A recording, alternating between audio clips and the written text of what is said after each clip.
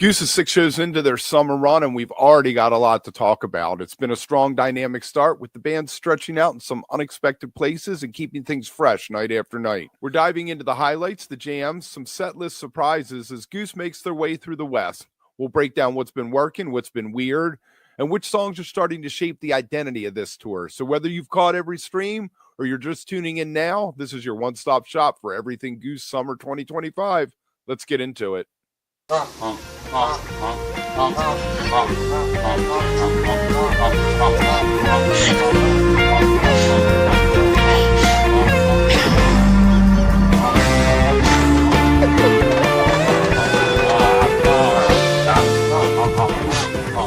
you haven't already, make sure to like and subscribe. Think about becoming a member for exclusive members-only content like Members Monday and our early morning recap of all the past week's events on Monday morning. Now, let's get into night 2 of Goose Pre-Summer Summer Tour 2025. All right. Now, I know they did a festival set. I did not listen to the festival set, so I'm not going to comment on it. I'm just going to jump in with San Francisco, which really, they came out strong. This is how you should kick a tour off. First set had a nice flow to it there. How it ends is a really strong opener. I dig Iguana song. I love the Achilles Last Stand jam at the end. Flodown, always nice. I guess Borne was the meat of the set as it went into one in, one out. And then Green River, which I guess is a big surprise in as much as it was split. You didn't know that at the time, but they ended it halfway through. Little strange there. Second set, wow, Big Modern. It's one of the stronger the new tunes. Really came out like gangbusters since they've been playing it. It's got a really great batting average. And this one, like the Green River that closed the first set, they didn't finish. They dropped it into Creatures. Really nice transition there. Creatures was solid. Then we got a This Old Sea with another great transition into Atlas Dogs. Digging that. Dripfield, still not too big on, but it was strong. I guess it's a good set closer. It's a solid set closer. And then we got Don't Do It from the band to round things out with the Encore. I like that one. I'm a big fan. I wish they had horns sometimes to do that bad boy with. All right, let's move on to the 28th. All right, Wednesday night, they picked up where they left off. Another great mix in this first set. So Ready, great opener. Draconian Meter Maid, which is a Cotter Ellis tune that I guess he brought from his other band previously before Goose, into Mr. Action. Not that big one, that. Father John Misty's on writing a novel. Not so big one. The Salt was really good, though. They jammed that one out. Turn Clouds, another solid choice in the penultimate spot in the first set. And then they closed the set with Torero, which has the legend of being written in Mexico before they played it. It wasn't as good as the one in Mexico. I just hope that it was just, it's a sophomore rut there for it for its second time out. And the next time it comes big again. Second set open with Dr. Darkness. And then, wow, Dustin Hoffman into Big Modern. I think you can make a really good CD of Big Modern into Creatures and then this Dustin Hoffman into Big Modern. Dustin Hoffman is a really fun song. I don't know the story behind the title there, but it has a little bit of a multi-part thing working to it. There's some different feelings you get through it. I wish maybe it was an instrumental, but wow. Big way to go. And then they wrapped up the Big Modern, like we were saying. Wisteria Lane, Echo of a Rose, Green River, which they finished from the night before. So you got a double bookend. The Big Moderns bookended, and then a Green River to bookend. Arcadia felt a little flat, but probably the proper send-off for the 2 nights in San Francisco. All right, night 4 tour, night 3 that I'm talking about. Bend, Oregon. It was a well-paced show, I feel like.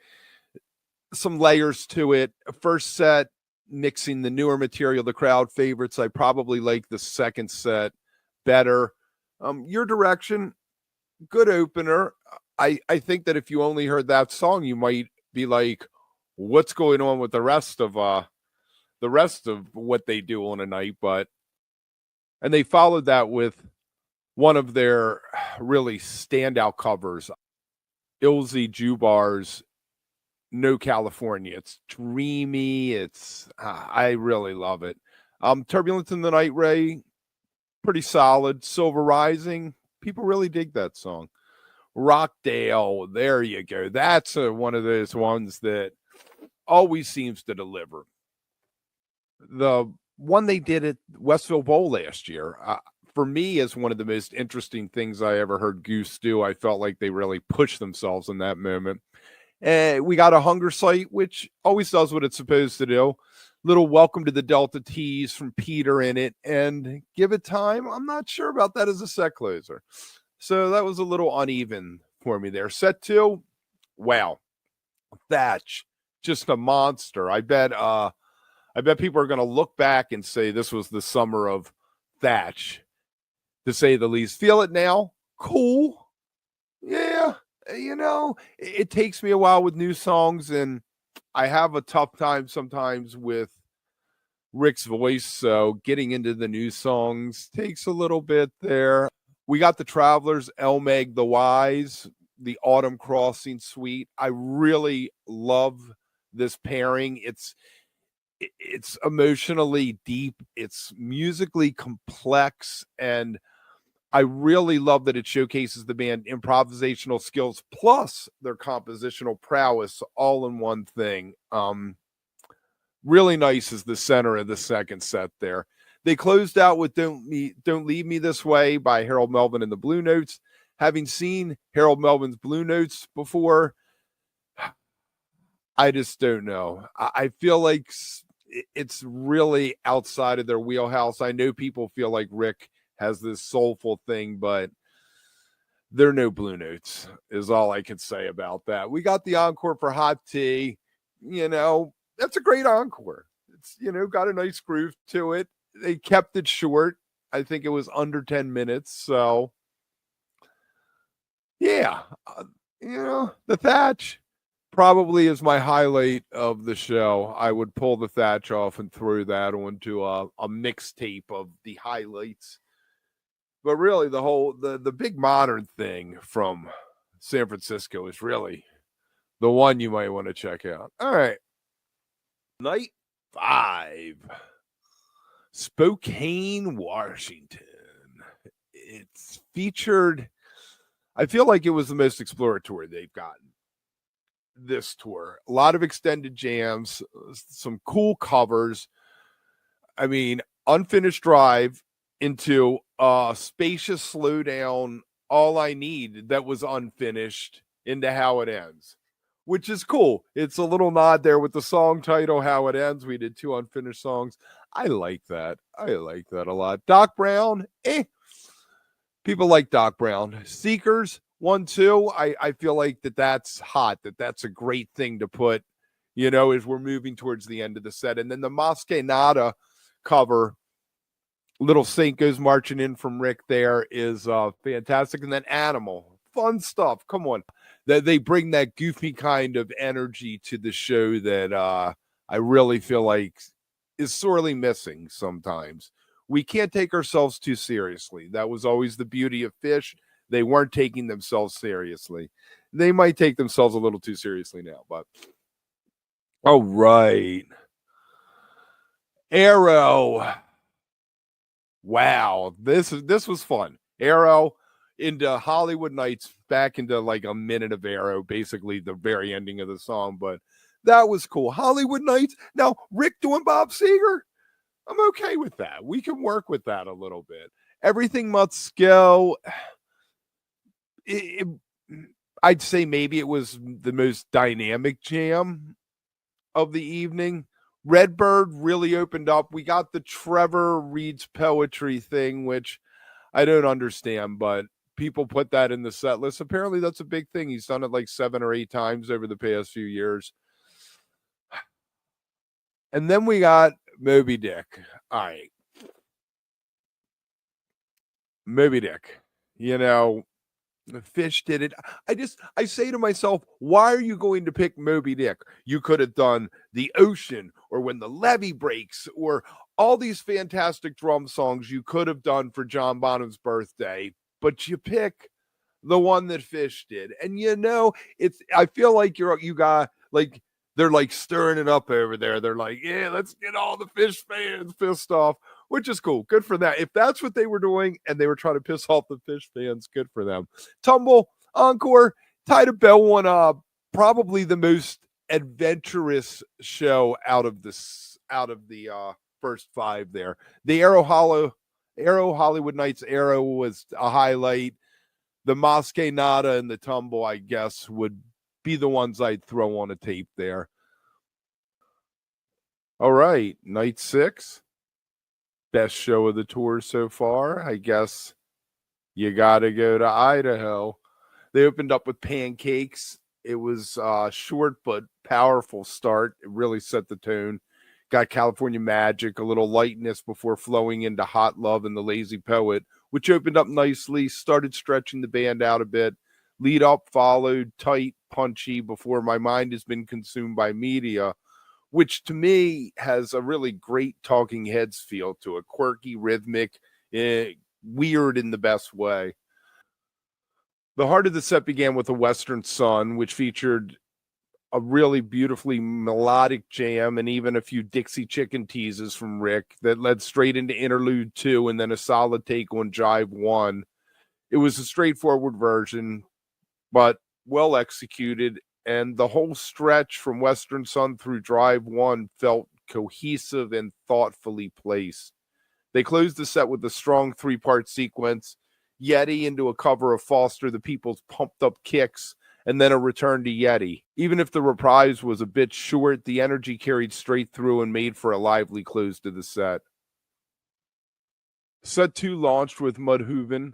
We knew it was coming after a 12-show gap, which dropped straight into a sprawling Rosewood Heart. This thing was maybe not the most innovative, earth-shattering jam ever, but about halfway through, they found this deep groove. Rick locked in to some tight staccato rhythm work that really pushed things into interesting territory. And they rode that wave, building it up to a peak, breaking it down, and then slowly climbing again to an ever higher peak before sliding into Electric Avenue.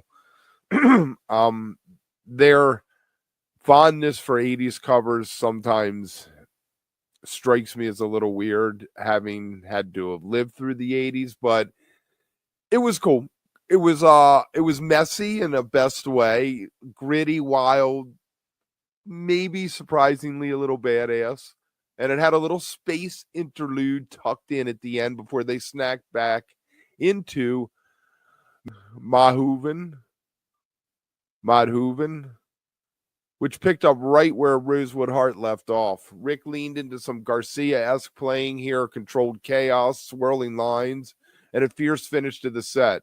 For the encore, they kept it playful with same old shenanigans, capping off a show that balanced exploratory jamming with tight execution and a few unexpected twists.